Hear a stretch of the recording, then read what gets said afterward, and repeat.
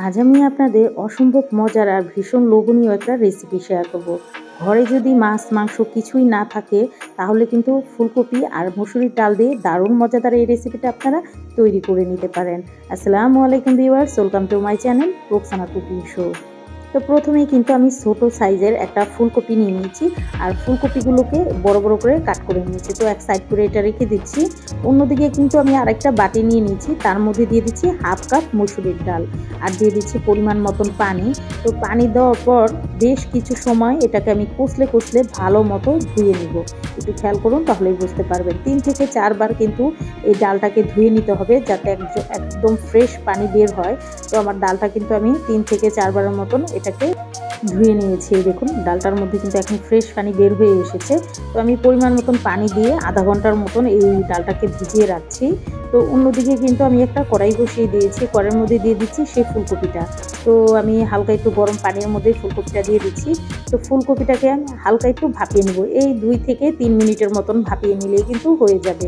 এই দেখুন, তো ফুলকপিটাকে একটু নেড়ে চেড়ে দিচ্ছি। আর এটাকে আমি কিন্তু একদম জাল করে এটাকে নরম করে ফেলবো না, শক্ত থাকা অবস্থায় কিন্তু নামিয়ে ফেলবো। প্রায় 80% মতন এটা কাঁচা থাকবে আর 20% মতন এটা সিদ্ধ হবে। তো এরকম অবস্থায় নামিয়ে ফেলতে হবে। তো একটা ঝাঁঝরির সাহায্যে আমি সম্পূর্ণ ফুলকপিটা কিন্তু নামিয়ে নিচ্ছি। তো একটা প্লেটের মধ্যে আমি নামিয়ে নিয়েছি। ফুলকপিটা যখন ঠান্ডা হয়ে যাবে তখন কিন্তু আমি গ্রেটারের সাহায্যে এটাকে গ্রেট করে নিব। যদি এর চেয়ে বেশি আমরা সিদ্ধ করে ফেলতাম তাহলে কিন্তু গ্রেট করা যেত না। তো অবশ্যই চেষ্টা করবেন 80%-এর মতন এটা যেন কাঁচা থাকে। এতে কিন্তু ফুলকপিটা ফ্লেভারটাও ভালো আসবে আর খেতেও কিন্তু ভীষণ ভালো লাগবে। অতিরিক্ত সিদ্ধ করে ফেললে কিন্তু এটা ভর্তা ভর্তা হয়ে যেত আর রেসিপিটা কিন্তু সুন্দর মতন হতো না। তো সেজন্যই কিন্তু এই কাজটা আমরা করে নিয়েছি। এতে কিন্তু ফুলকপির যেই একটা গন্ধ আছে সেটাও থাকবে না আর সুন্দর মতন কিন্তু এটাকে গ্রেটও করা যাবে। এই দেখুন, তো আমি সেম প্রসেসে কিন্তু সম্পূর্ণ ফুলকপিটা গ্রেট করে নিয়েছি। তো অন্যদিকে যেই ডালটা আমরা আধা ঘন্টার জন্য রেস্টে রেখেছিলাম, তো সেই ডালটা কিন্তু এখন ফুলে গেছে, আপনারা একটু খেয়াল করলেই বুঝতে পারবেন। তো এখন আমি পানিটা ফেলে দিয়ে ডালটা কিন্তু এখন একটা ব্লেন্ডারের জগের মধ্যে দিয়ে দিচ্ছি। কোনো রকম পানি দেওয়া যাবে না, এই জন্য একটু ছেঁকে ছেঁকে তারপরে কিন্তু আপনারা ডালটা দিয়ে নেবেন।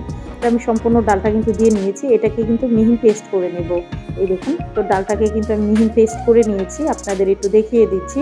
ডালটা হালকা একটু দলা দলা ভাব আছে, কিন্তু ডালটা কিন্তু কোনো রকম পানি দিয়ে আমি ব্লেন্ড করে নিইনি। তো সম্পূর্ণ ডালটা কিন্তু আমি একটা বাটির মধ্যে ঢেলে নিচ্ছি।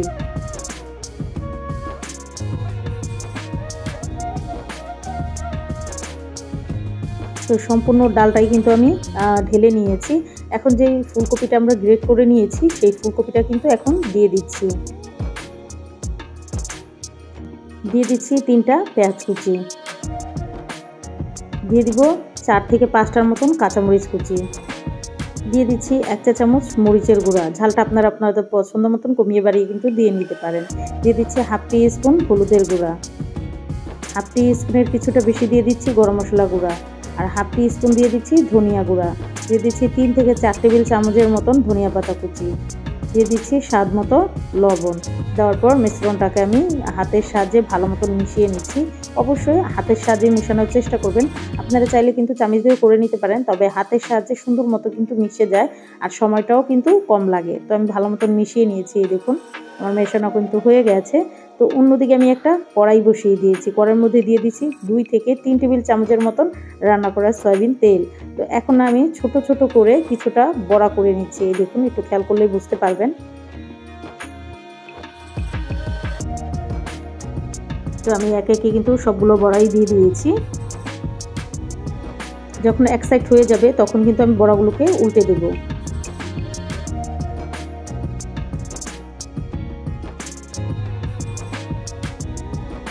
তো আমার একে একে কিন্তু সবগুলো বড়াই উল্টে দেওয়া হয়ে গেছে।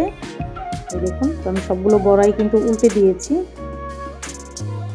তার বড়াগুলো কিন্তু নেড়ে চেড়ে আমি ভালো মতন এপিট ওপিট করে কিন্তু ভেজে নিয়েছি। এখন একটা বাটির মধ্যে আমি সবগুলো বড়াই কিন্তু উঠিয়ে নিচ্ছি, যাতে এক্সট্রা তেলটা না যায় সেজন্যই কিন্তু উঠিয়ে নেওয়া। এই দেখুন, আমার সবগুলো বড়াই কিন্তু একে একে উঠিয়ে নেওয়া হয়ে গেছে।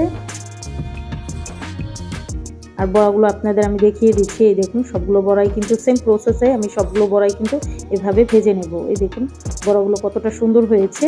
তো এই বড়াগুলো কিন্তু আপনারা এভাবেও চাইলে খেতে পারেন, খেতে কিন্তু অসম্ভব মজার হয়। তো যেই ব্লেন্ডারের জারের মধ্যে আমরা ডালটা পেস্ট করেছিলাম সেই জারের মধ্যে দিয়ে দিচ্ছি একটা মিডিয়াম সাইজের টমেটো,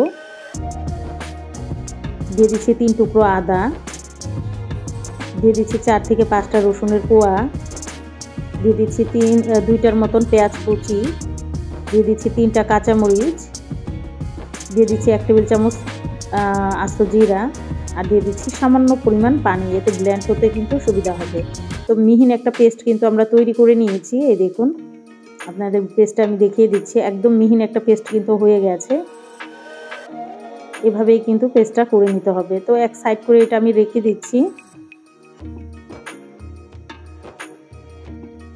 তো অন্যদিকে আমি আবারও কিন্তু 1 টেবিল চামচের মতন তেল দিয়ে দিলাম, আর দিয়ে দিচ্ছি একটা আলু, এইভাবে আমি কাট করে নিয়েছি সেই আলুটা। তো একটু নেড়ে চেড়ে ভালো মতন মিশিয়ে নিচ্ছি।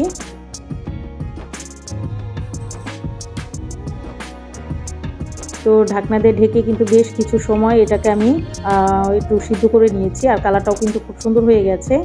তো এটা কিন্তু আমি এখন নামিয়ে ফেলবো। দেখুন আলুটাও কিন্তু অনেকটা সিদ্ধ হয়ে গেছে। তো আমি একটা বাটির মধ্যে সম্পূর্ণ আলুটাই কিন্তু নামিয়ে নিচ্ছি।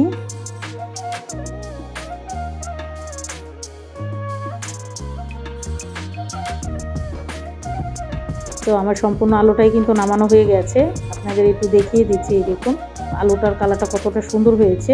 তো সেই তেলের মধ্যে দিয়ে দিচ্ছি 1/2 টিস্পুন আস্ত জিরা, আর দিয়ে দিচ্ছি সেই ব্লেন্ড করে রাখা মশলাটা। দেওয়ার পর একটু নেড়ে চেড়ে ভালো মতন মিশিয়ে নিচ্ছি।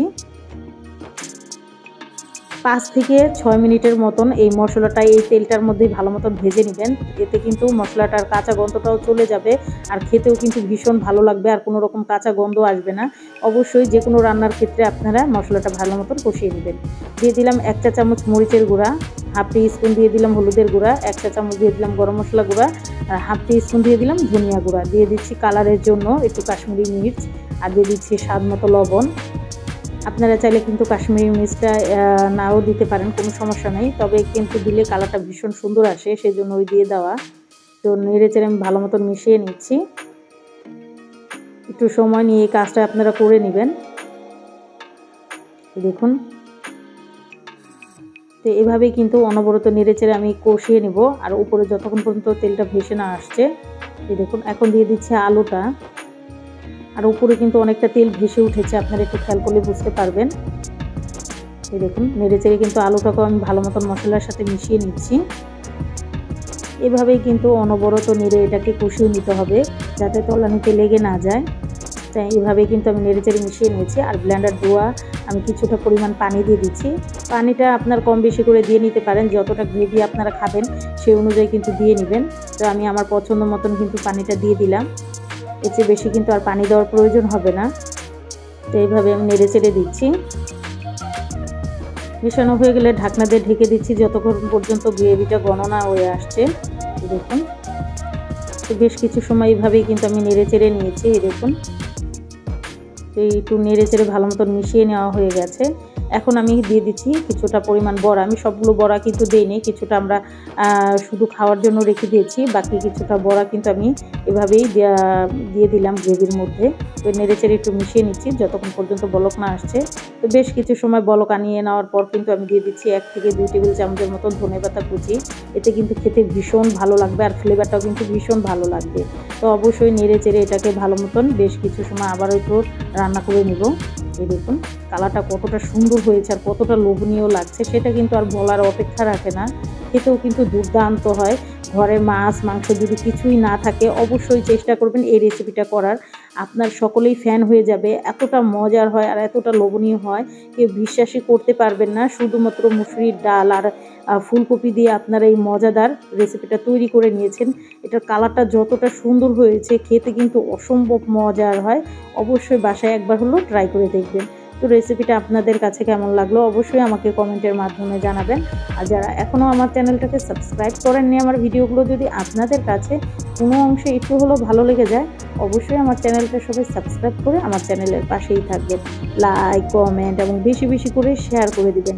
সবাই অনেক বেশি ভালো থাকবেন, সবাই সবার জন্য দোয়া করবেন আর অবশ্যই চেষ্টা করবেন এমন মজাদার ইউনিক রেসিপি বাসায় তৈরি করে খাওয়াতে। সবাই কিন্তু ভীষণ পছন্দ করবে আর খুবই প্রশংসা করবে আজকের এই রেসিপির জন্য। তবে ভালো থাকবেন, সুস্থ থাকবেন। আল্লাহ হাফেজ।